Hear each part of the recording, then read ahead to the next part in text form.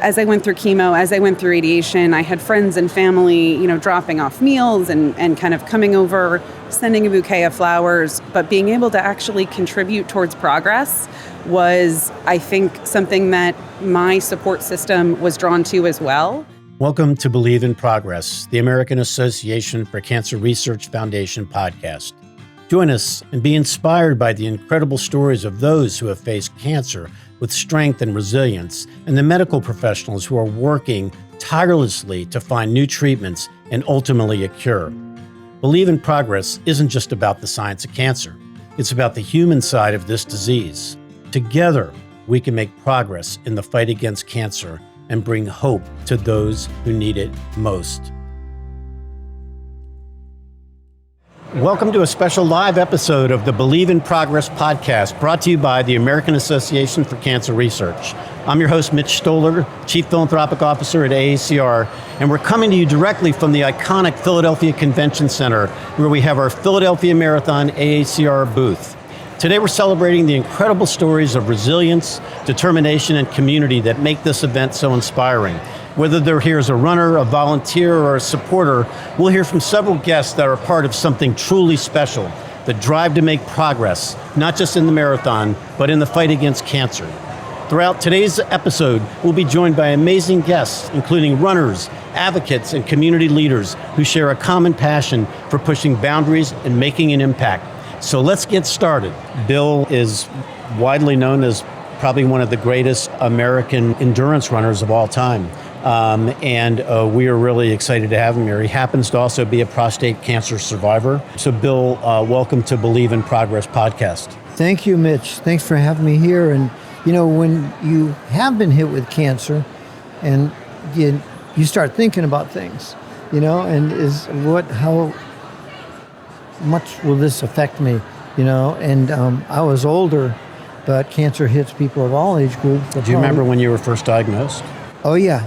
I was actually in Barbados. I was doing a 10K road race in Barbados, and I got the phone call from my urologist. He had done some tests. He said, you'll need to do surgery and radiation and all this, which I did, so that was back in, 15 years ago, 16 years ago. So were you scared when you got that diagnosis? Yeah. You say, what the heck? Right. But I later found out that my grandfather's father was hit with prostate cancer. So there's a genetic component to it, Maybe it was my bad diet. I didn't have a really good diet, You could afford it, though, because you ran plenty. I ate a lot of everything. Right. And did you get treated at Dana-Farber? Is that where you were treated? Or I actually went to Mass General. Mass Gen, okay. My internal medicine doctor recommended a surgeon there. He was a really good surgeon. So I think the tricky thing is I think we are learning so much more, and a lot of it is through events like the Philadelphia Marathon. Right. Because when you become a runner, your life changes. And how so? Well, because you start thinking about, your health, and it's a big word. It covers a lot of territory, but your life changes totally. You feel better, you have more energy, you sleep better. I was a runner when I was high school and then in college, but then I quit for a year or so. I was a smoker for a while. Really? So a little bit I was, but I think things are changing big time now because of events like the Philadelphia Marathon and organizations like the AACR.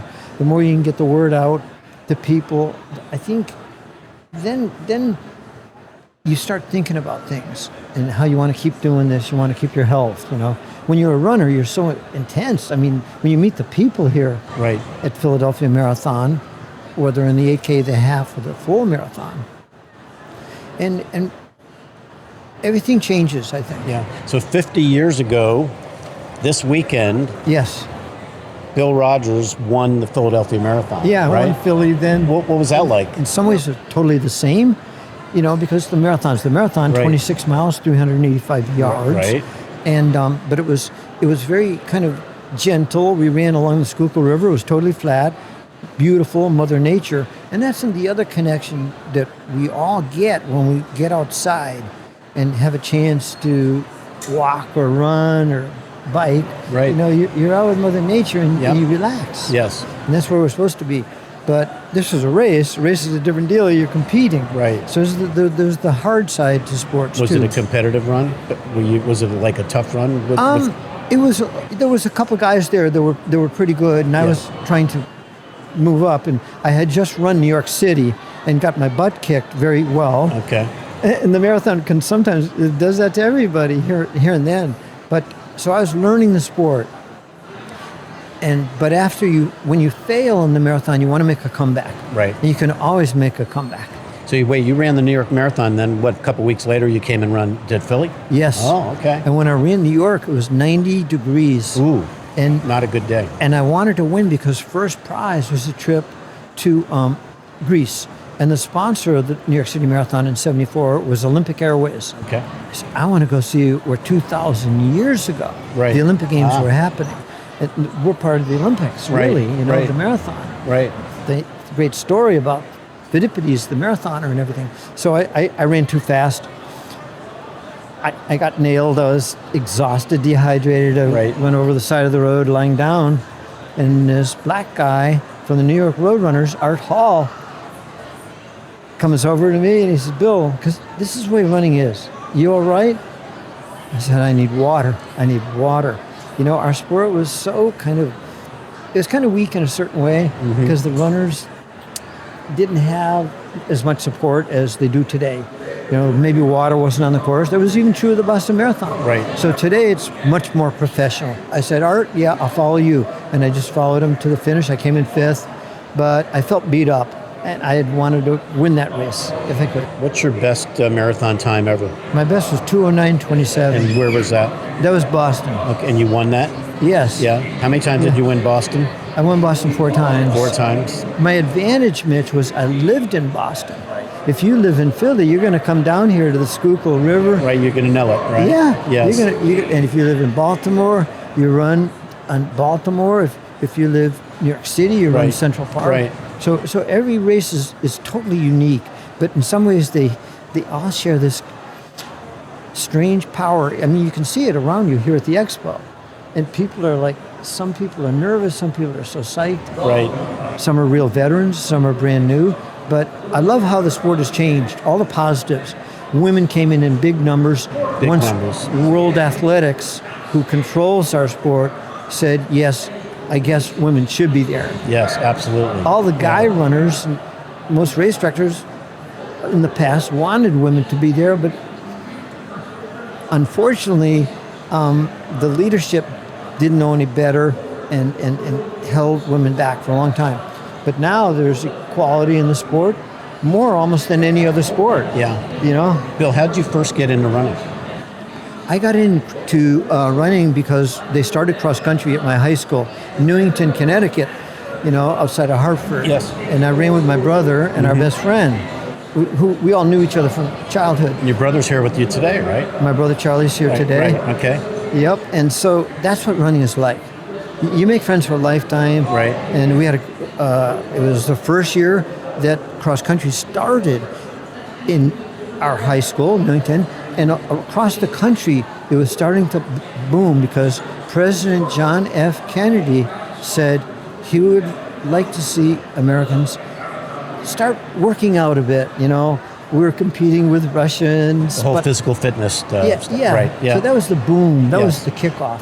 And so I got out there and we would run our 2 miles, and it was just fun. If you make running fun, you got to make it fun one way or another. Either you find a way, but our Coach Frank O'Rourke, was a really good coach, and he was a former runner. So if you have someone who really likes the sport, cares about the sport, then you're going to do well. Right. And everyone does well. Yeah. Everyone improves because Right. this is a cardio sport. Right. You build your heart, you can build your heart 15% bigger. I think that helped you with your cancer. Oh yeah, getting- definitely. Oh, absolutely.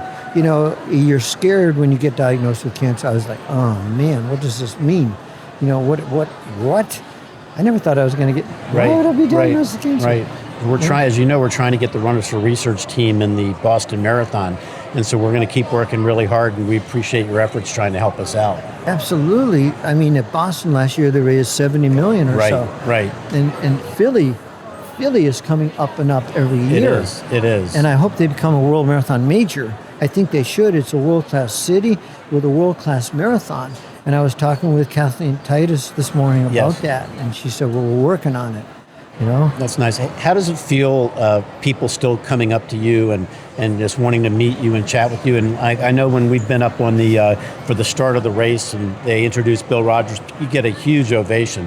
How does it make you feel nowadays? It's fun. It's just fun. It's an honor. Yes. You know, and I love to meet the runners. I just met a young college student from Grinnell College in Iowa. I think he just moved to Boston, but he's running Philly. I think he was born here in Philly. So you run where you're from. Right.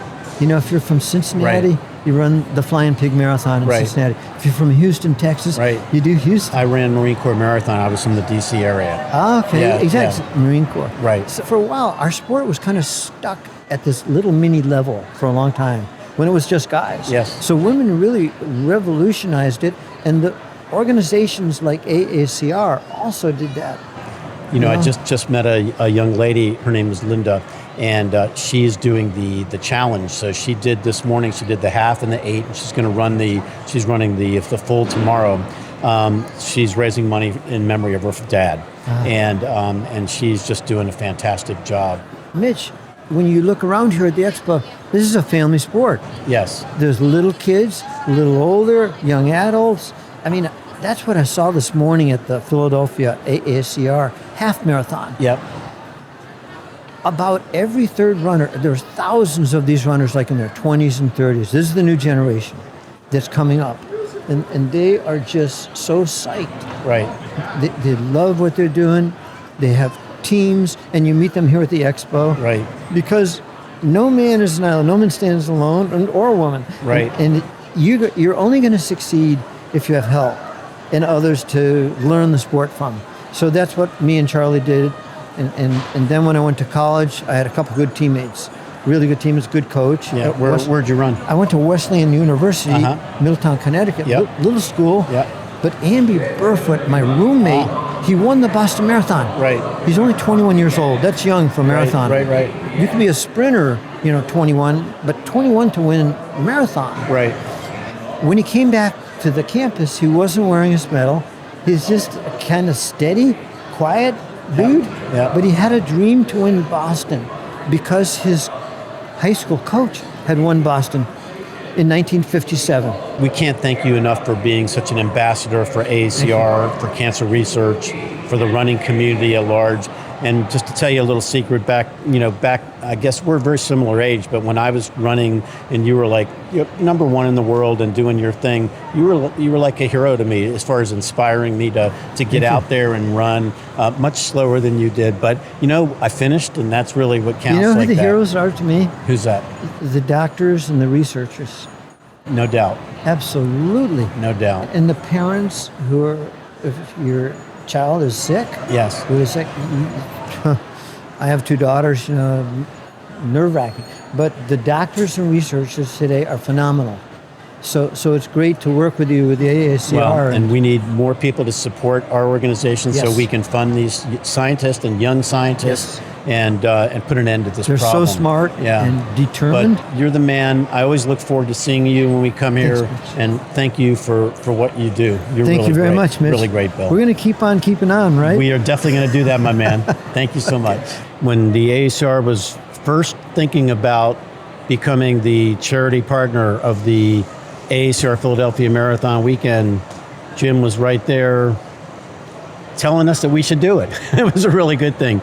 Jim, welcome to Believe in Progress. Thank you for having me, Mitch. It's great to be back with all the people here at the marathon event and everybody this weekend. It's always a wonderful time. Tell the audience a little bit about yourself and about your, what you've done running wise, and let's get a little bit into the Broad Street as well, because I think you really helped make that a world-class, world-famous run. Yeah, I was a Parks and Rec employee my whole career, working here for the city of Philadelphia, and as part of my duties after I was working in the rec centers for the first 20-some years, I became the race director of the Blue Cross Broad Street Run, and that was in 1997. And at that point, it was 5,600 runners and everybody on one side of Broad Street. Which is a pretty good run. Yeah, it was a great run. Runners. Yeah, it was nice. And as things started to go, next thing you know, we were climbing, and we got the full width of Broad Street, and the runners just kept coming, and we were putting on a good product, and they were having a ball, and But I retired. Let's see. So before you retired, how many people were running in that race? When I was done in 2018, that's when I was retiring. There was over 40,000.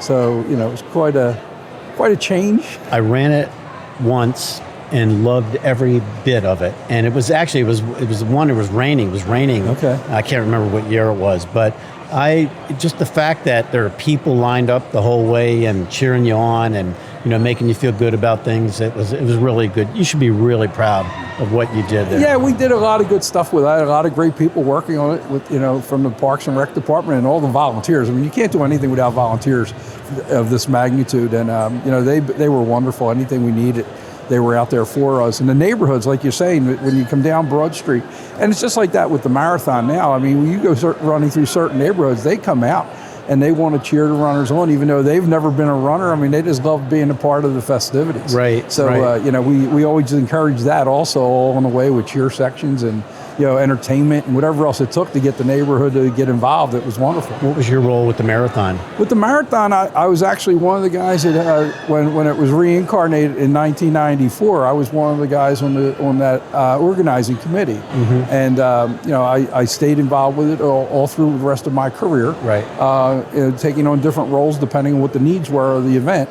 And, my last 2 years, I was the actual race director of that also. Right. And, and that was when we were involved together. Yes. And it was always something that I always wanted to be a part of, and especially when your group joined in, because of the relationship to the cancer research. Yeah. And it was something it really meant a lot to have you come on board.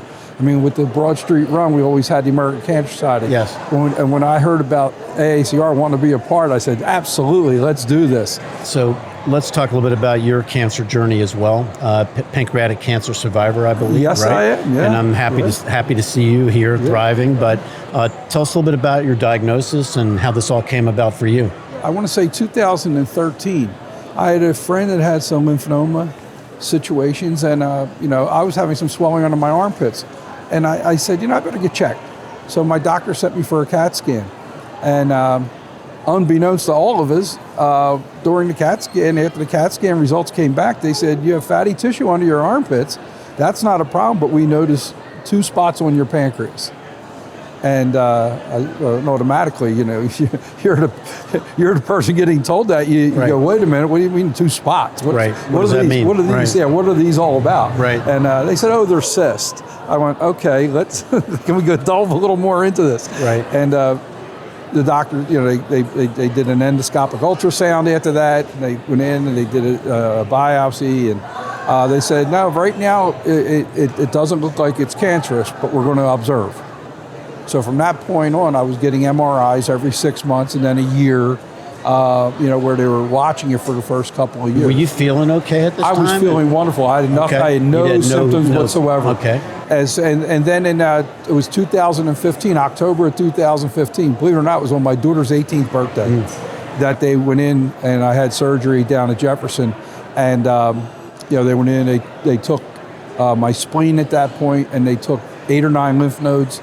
And they took the one growth that was on my the tail of my pancreas at the time. I believe it was on the tail, that one.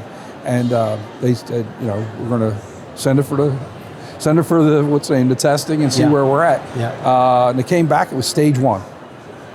And I said to the doctor, I said, well, when do I start chemo and radiation? He goes, you don't.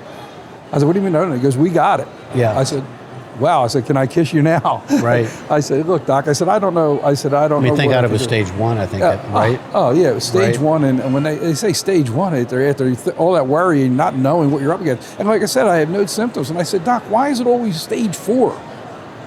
He goes, well, did you have any symptoms even up to the point of the surgery? I said, none. He goes, that's the problem. He goes, you were one of the lucky ones. You were diagnosed with a pre-screening by accident, and you got a chance to fight it without even making a fight, you were able to get tested and screened and have the MRIs and things like that. You were very fortunate. Absolutely. We're really now putting a lot of focus on early detection, which would be really important for pancreatic cancer. Yeah. Because yours, like, again, you were tested. It was kind of like, it could have been hiding in there, right? Yeah. And then, unfortunately, a stage 4 diagnosis is a very, it's a tough sentence. Yes, it is. Yes, it is. And I said with the doc, when I told it, I said, Doc, what else can I do? Yeah. I said, I can't give you $1 million. Right. I said, but I've raised millions. Right. All the races and stuff like that. He goes, just tell your story.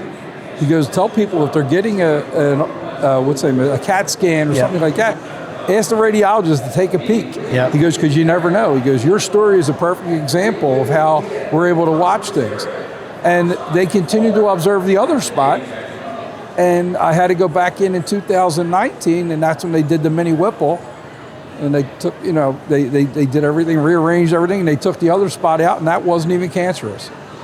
But because they were still observing all that period of time, I was blessed to be given a clean bill of health. Very nice. And I see you're wearing the purple of the Pancreatic Action Network, a group we know very well and we've supported and worked with and collaborated with. But tell us a little bit about what you do or volunteer with them. My good friend Bruce Platt is a record employee also, and Bruce is like the local affiliate chair. Yes. And whenever he needs me to do things, I'll jump in and try to help a little bit here and there with different fundraisers. They do a walk. They do the walk. They do the Purple Strides walk. Yep. I go out to that. I was actually a speaker at it one year, telling my story. Yep. And that's the doctor said, tell your story. So I every opportunity I do, I go out and do it. That's great. And I wore the purple because it's the Pancreatic Cancer Month, and I've been wearing most of it all month in different outfits. I caught a real bonus though. My high school was the purple and gold, so I have a lot of purple outfits anyway. Is that a Philadelphia school? Yeah, Roman Catholic High School, right at Broad and Vine. Yeah, the oldest Catholic high school in the country. So you grew up right here in Philly, I'm a Philly boy from day one. And Eagle fan, I hope. Yes, I am. Absolutely. Just making sure. Yeah, absolutely. So tell people out there why because you've been a race director, like you said, raised millions and millions of dollars through the efforts that you've been involved with.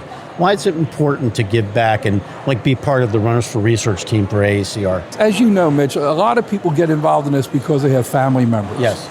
And that have either passed on or they're fighting for survival, and they're going through all their treatments and things like that, and they want to do something to give back. And that's how I initially got started in the race industry.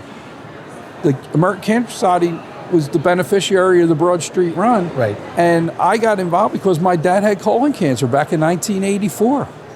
And I said, wow, this is a chance for me to work my job and still do something good to help my dad's situation. Mm-hmm. And that's what these people are doing. These people that come to these events, and all through the rest of my career, I was able to give back and help raise that money and get people involved and get them out there to be a part of these things. And what these people do, and you see the dedication on them, not just as runners, but as fundraisers. Oh, it's amazing. And how much they give towards it and how much they care so much about it. We just lost a good friend of ours this past year, Frank Marciano, and Denine's been on your team for a number of years now. And and Frank was a Roman grad, really and super nice family. Yeah, great super people. Nice family. And I grew up with all of them. I knew Frank since high school. Yes. But there's a family that has done their duty. Yes. They've gone above and beyond, honoring their dad, honoring their father, and Danielle Hart, who's Denine's sidekick. Yes. She's out there raising money, and she's doing it again this year. Yeah. So they're the people that the connections that we've made. And getting them involved and the things that they do to help us, keep the awareness going, keep the research going, keep the breakthroughs going. That's what it's all about. You should be really proud because when we did meet, so I think this is 9 years now for us. When we did meet, this was just a kind of an idea of ours. Can we get people to join the team and raise money and build some more awareness for the AACR because we really lack that, and we still are trying to build that awareness. But today over 700 runners now that are part of the Runners for Research team. We're raising close to $700,000. It's really cool, and I remember when we met the very first time, you were jazzed up about the fact that we cancer research and the Philadelphia Marathon weekend makes sense. It goes together. And I think it's really helped make this weekend now, 17,000 people running tomorrow. It's sold out. Yeah. It hadn't been that way for a while. No, I know. And that's the thing. The more awareness you've given it, the prestige that you're making it is what it's all about. Even though the event's 31 years old. Right. The stamp of AACR being on the head of that is really, really, really making it more worthwhile for the entire community, not just the Philadelphia area, but for the country. Right. And you're able to draw people from all over. Like you said, your running club, your running team has grown tremendously. Right. And the awareness of that, people have an opportunity to do something good. It's a win. Well, you look great, and I can't thank you enough for being such a great advocate for AACR and for cancer research, for the Pancreatic Action Network. I always feel good when I'm around you. You bring a smile to my face, and we're honored to have you as a friend of AACR. I'm honored to have you as a friend of mine. Likewise, thank you Mitch, for your time, it's man. always wonderful to be a part of anything you guys do. You're a good man. Thank you, Bob. Thanks, Jim. Colleen is, I just learned, a 3-time cancer survivor, and we're grateful for that. But more importantly, she's my colleague at the American Association for Cancer Research. Welcome, Colleen. Thank you. So, Colleen, tell us a little bit about your background and perhaps, if you don't mind, getting a little bit into your cancer diagnosis, when you were first diagnosed with cancer and what type of cancer it was. Sure. I've been with the AACR actually 13 years, but for whatever reason, my career path has always been in oncology. And then it was pre-COVID, probably in 19. I was, it was a fluke, found out I had endometrial cancer. And again, it was, thank God it was found, because there was no reason why I would have had it. When you say a fluke, you mean it was you just happened to be screened for it? Well, they thought I had kidney stones. Oh, okay. So they found I had cancer. I ended up with 2 years of chemo. And during that time, one of the chemos put a hole in my stomach. So I had to be taken off of that chemo. And now I'm a footnote, I think, with Genentech. Just be careful. Okay. Then I had lung cancer and had radiation for that. And then just it was actually around this time, December, it was metastatic cancer. So I had metastatic cancer. And just finished that radiation probably in like January, February. Of the last year. Of this year. Of this year. Yeah. Coming up on a year. Yes. Okay. Mm-hmm.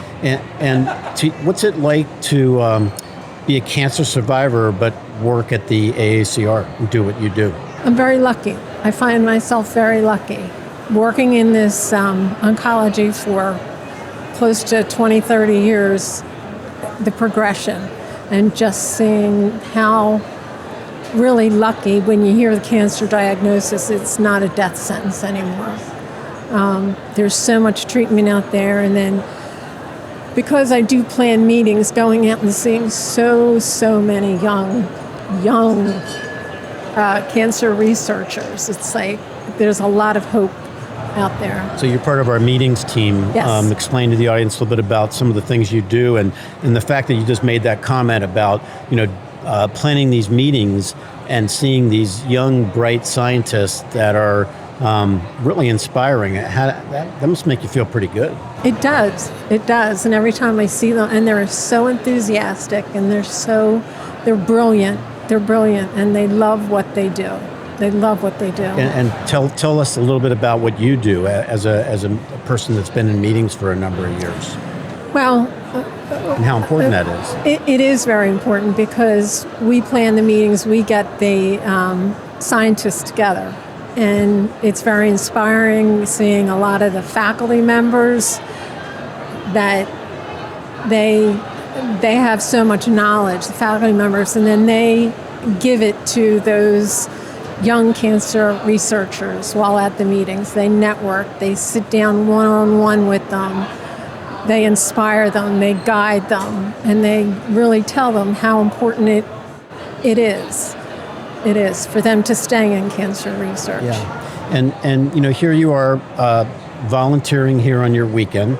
You don't have to do this, but tell the audience why it's important for you to volunteer and why others should volunteer as well. I actually just got back from a meeting in Boston on Wednesday, and I just, again, hearing them and had the inspiration, and it's like, this is important to me because people need to know that there is hope out there. Within my family, there's 6 of us have had cancer. And unfortunately, 3 of my siblings have passed away. I'm sorry to hear that. Yeah. So I am one of the lucky ones. Because you work at AACR, can you tell people why it's important to support the mission of AACR? When I go to these meetings and I talk to the people within the hotel and basically stating to them that 88 cents of every dollar goes to cancer research, it makes a difference to them also. And they do remember it, that we're not just, a sunglass organization. Right. And they do realize that within your lifetime, somebody will be affected by cancer. No doubt. And how important it actually is. And it starts out with research. Yeah. Well, ladies and gentlemen, this is one of the best. She's a fantastic colleague, very dedicated to what she does, which really makes a difference for us out there when we're working and doing meetings all across the globe.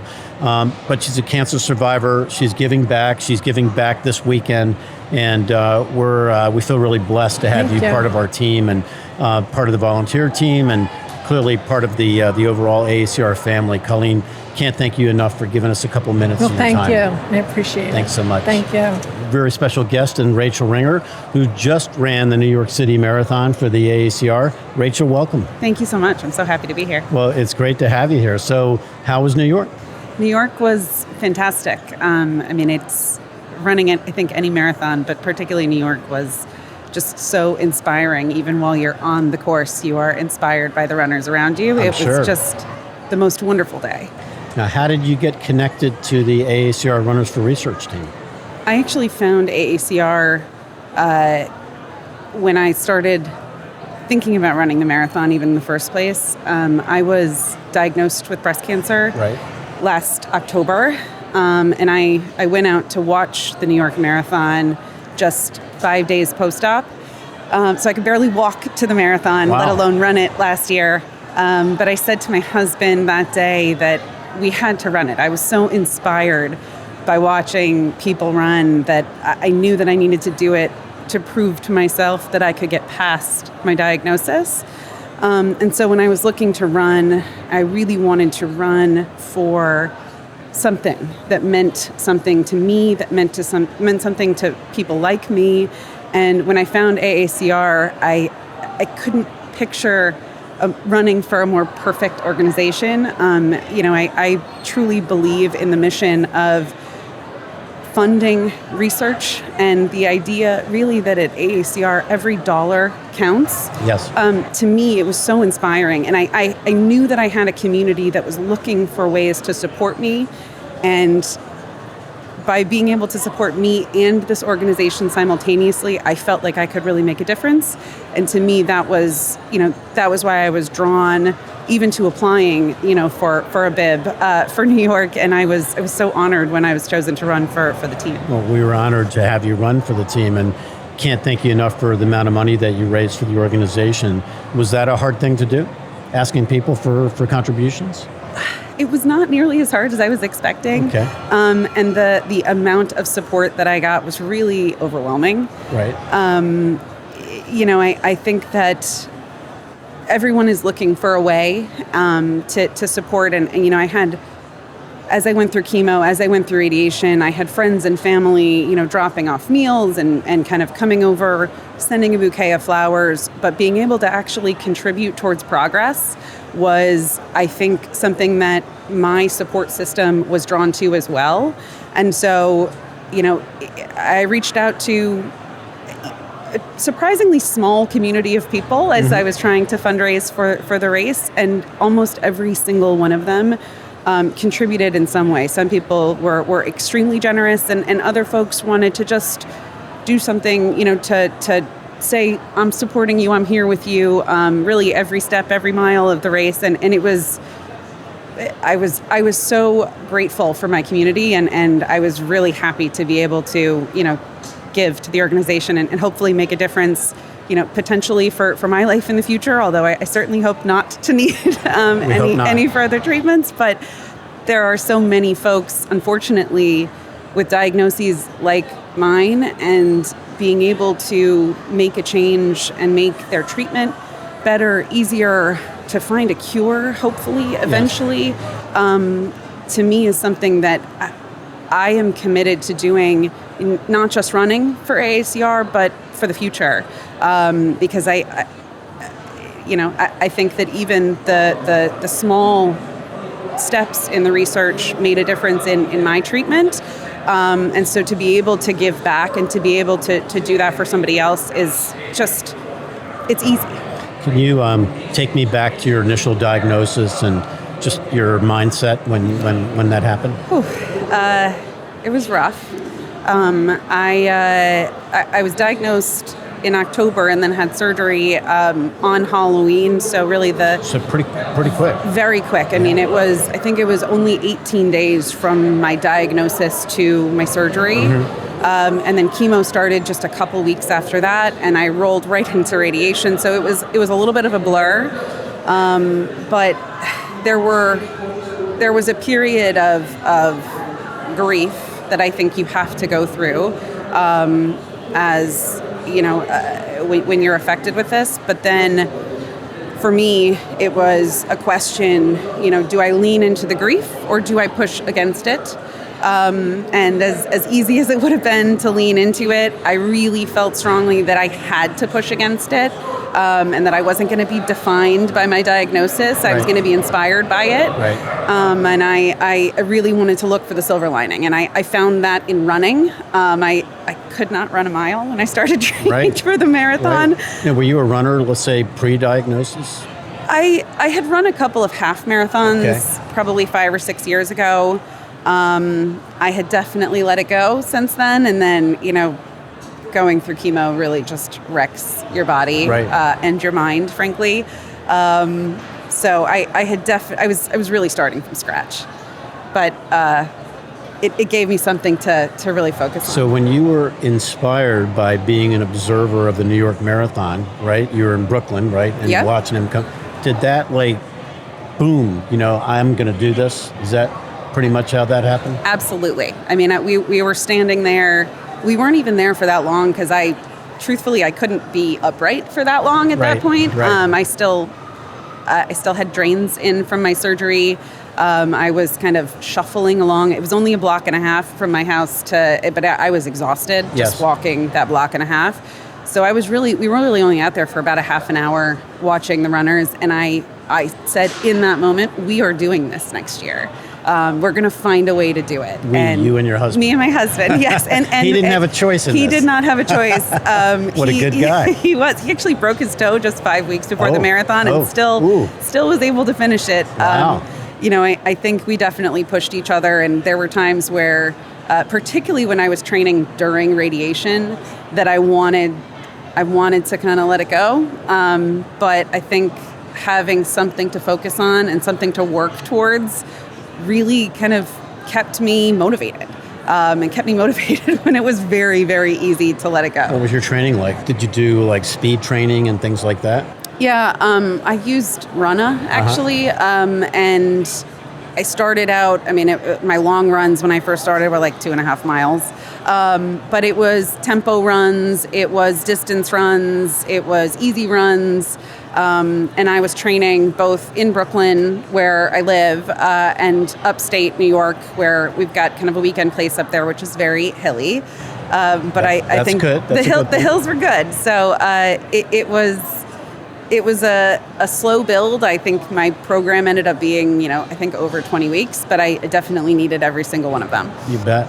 The hill training is I remember when I ran the Marine Corps Marathon twice, and I remember doing that hill training was But did your husband train with you? Did you guys do all the training together? We did most of our training So that's kind of nice to have that support, right? It was nice. It was nice. We have a young son, so we always had to find babysitting when we needed to run together. Like long runs. Like long runs on the weekends. I'm very grateful for my parents who stepped in quite a bit.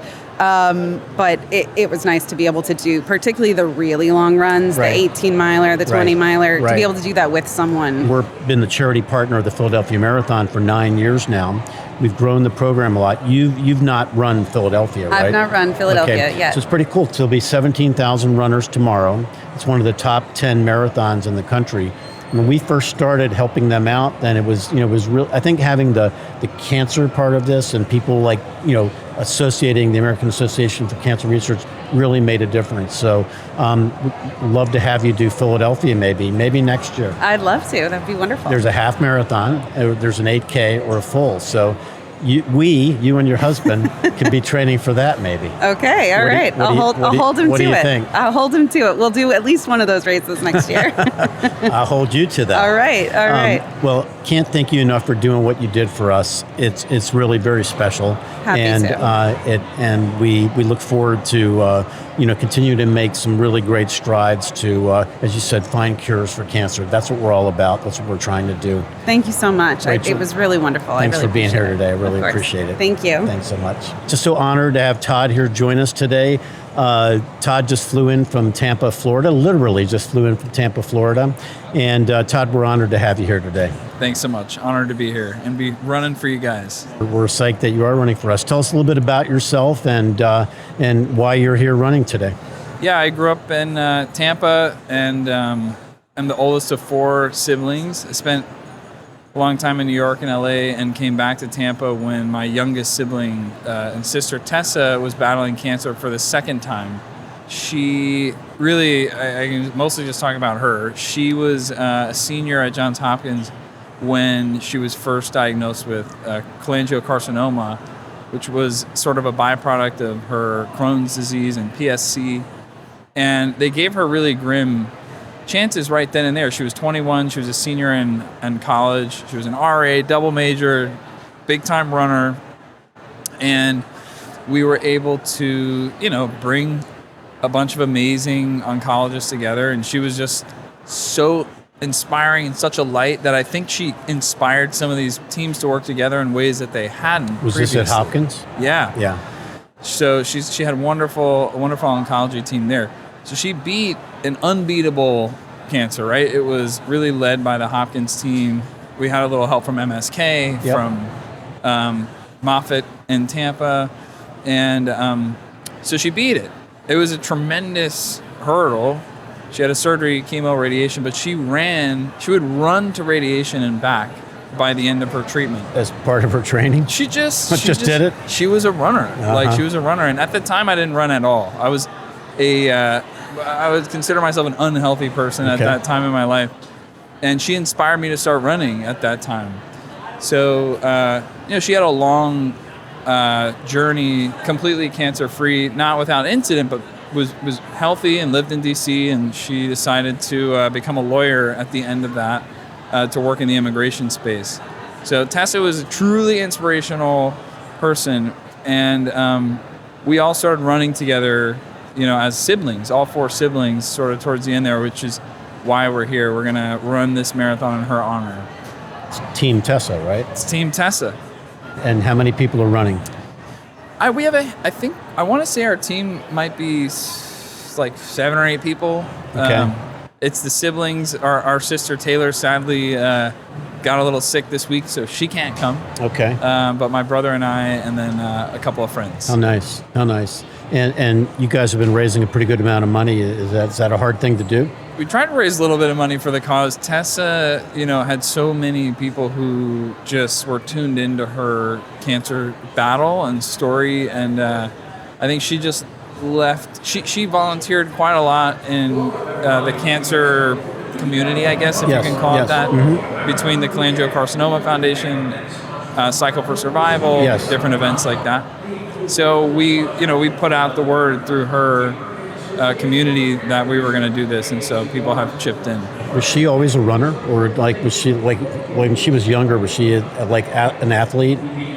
Tessa was really always an athlete, yeah. Yeah. But I think she started running, I think in high school, and then she volunteered to run with blind runners in Washington D.C. Like Achilles track? Yeah, and mhm. she ran until the day she couldn't. Sounds like a remarkable young lady. Yeah. How old was she when she passed? She was 28. Way too young. Have you done Philadelphia before? Have you? Yeah, this is my first marathon. Oh, it's your first marathon. Oh, I know so I looked the part, but this is my you first look good, marathon. man. Yeah, I've run a couple halves, 3 halves, starting last year. So it's been my goal to run a full marathon, because I told Tessa I was going to do it. So have you been training properly for it? I think so. Tell me a little bit about your training. I think I did my first and last 20-mile run like 3 weeks ago. Okay. And then tapered, and then I did a 15, and then actually ran a half marathon last Sunday.